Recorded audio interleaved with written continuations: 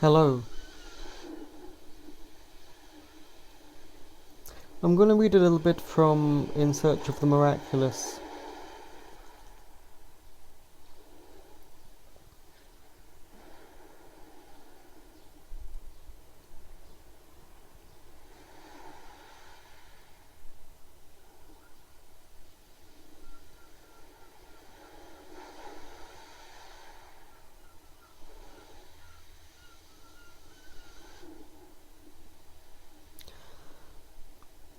A cultured man lives far from nature, far from natural conditions of existence, in artificial conditions of life, developing his personality at the expense of his essence.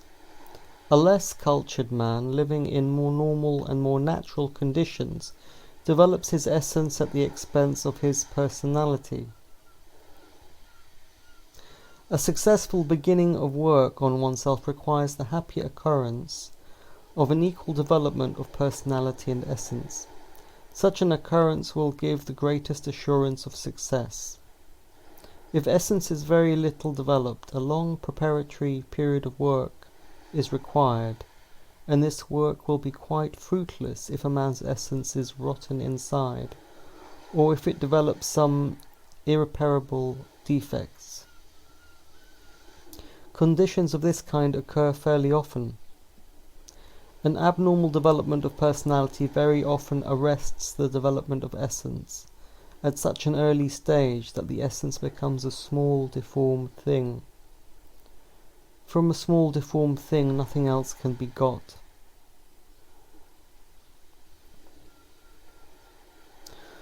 Moreover, it happens fairly often that essence dies in a man, while his personality and his body are still alive. A considerable percentage of the people we meet in the streets of a great town are people who are empty inside, that is, they are actually already dead. It is fortunate for us that we do not see and do not know it. If we knew what a number of people are actually dead, and what a number of these dead people govern our lives, we should go mad with horror.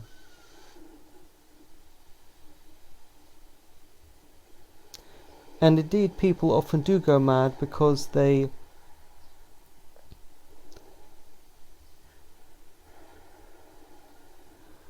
I'm sorry, there's a misprint here.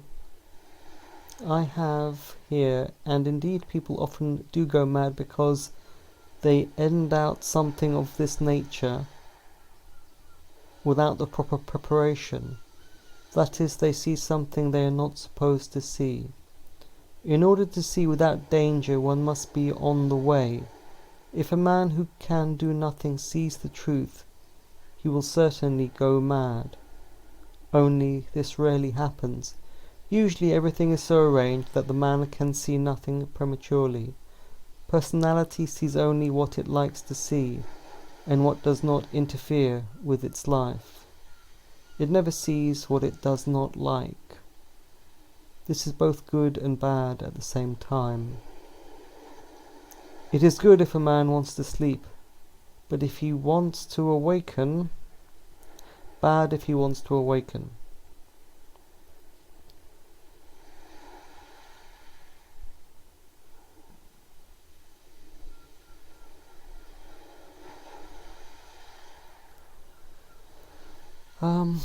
I think that's a very important and quite detailed description. A cultured man living in more normal and more natural conditions a less cultured man living in more normal and more natural conditions develops his essence at the expense of his personality.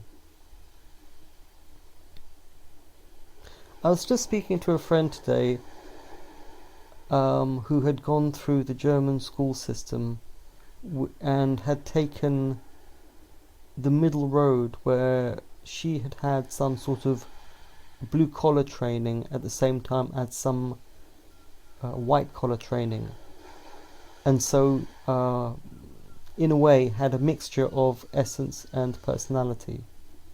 And I've come to like people like that. People who are not blue collar, and certainly people who are not white collar, but people who have a kind of mixture, a practical mixture of both. I think they have possibilities because they are ultimately quite practical, yet they have at least some access to higher ideas. It's really nice to be with those people because they can do things, and they do things. And that's a very wonderful, it's wonderful to be with people who can do things. Because they are normal, ultimately.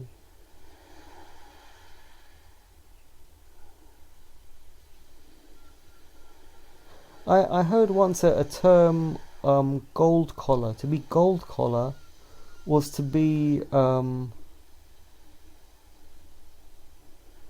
multidisciplinary blue collar man, like a blue collar man, but somebody who was very skilled, highly skilled and versatile. Then he could be a gold collar and make a lot of money out of it. That was very appealing. And also another related idea is to be a Renaissance man, a man who can do many things, who is specialized, who has more than one speciality. These are all very much appeal to me.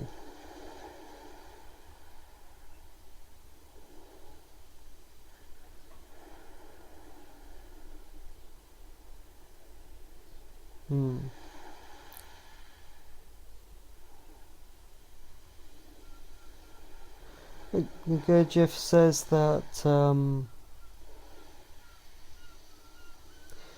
abnormal development of personality very often arrests the development of essence at such an early stage that the essence becomes a small, deformed thing.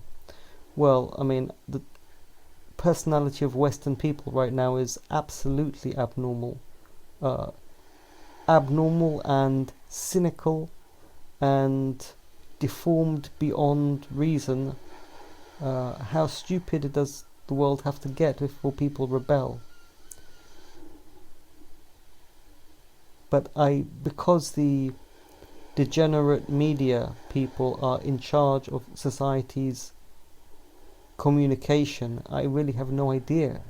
It could be that a large number of people in society see what I see, but I wouldn't know, since the means of communication are owned by the powers that be and staffed by, the kind of Hasnamus that populate the media, people with chips on their shoulders and worse. So it's a very unpleasant situation at the moment. One interesting thing is this. There's a fashion right now to kneel, purportedly for so-called Black Lives Matter movement, which is actually the root of all these things is that there's a new conqueror coming along, which is the billionaires and the corporate machines that are destroying society. And when conquerors come along, they have to break up all existing power structures, which includes natural society, family, race, culture, history, nationhood. They have to destroy every single piece of it so that there's no resistance. And that is very ancient. It's mentioned several times in the Bible.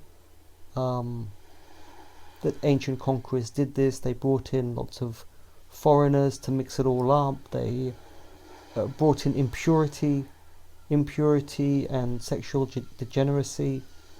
There's an interesting book about the lives of the Romans, which I haven't read it, but I heard talk about it, that when Rome started to decline, it was noticed that people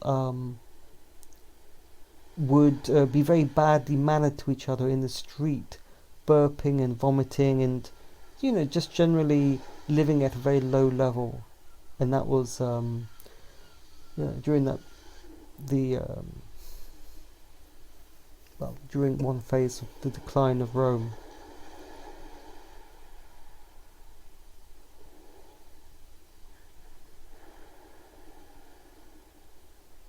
But yes, this kneeling fashion, what I wanted to say about it is that the incident that purportedly anyway led to the rise of this movement was the death of a black man in America called George Floyd, who was killed by an officer kneeling on his neck. So the police officer actually stuck his knee on the neck of this man when he was on the floor. This is supposed to be some strange and violent restraint technique that police officers trained in the States. And you see, when people are kneeling for Black Lives Matter, what they are doing is they are recreating the murder. They are kneeling on George Floyd's neck. So, at the beginning of soccer matches, many of the players will kneel, and although it's purported to support black people, they're actually recreating a murder. And they don't seem to understand that.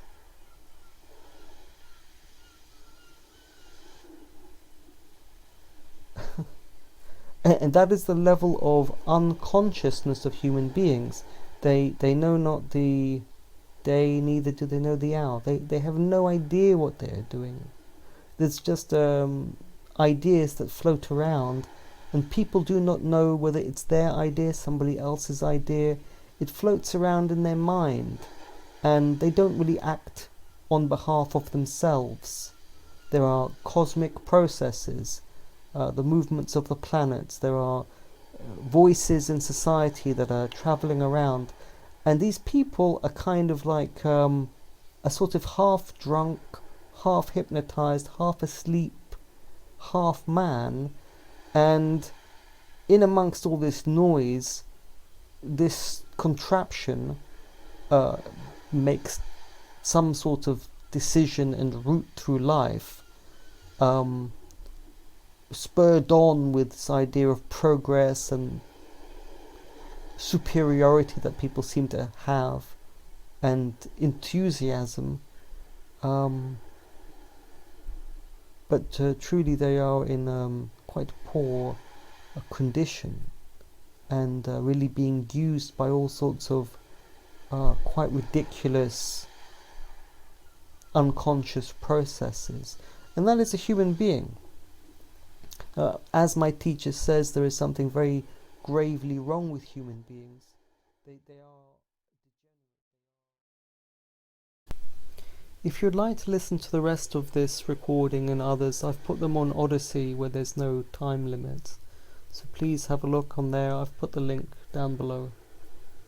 Take care.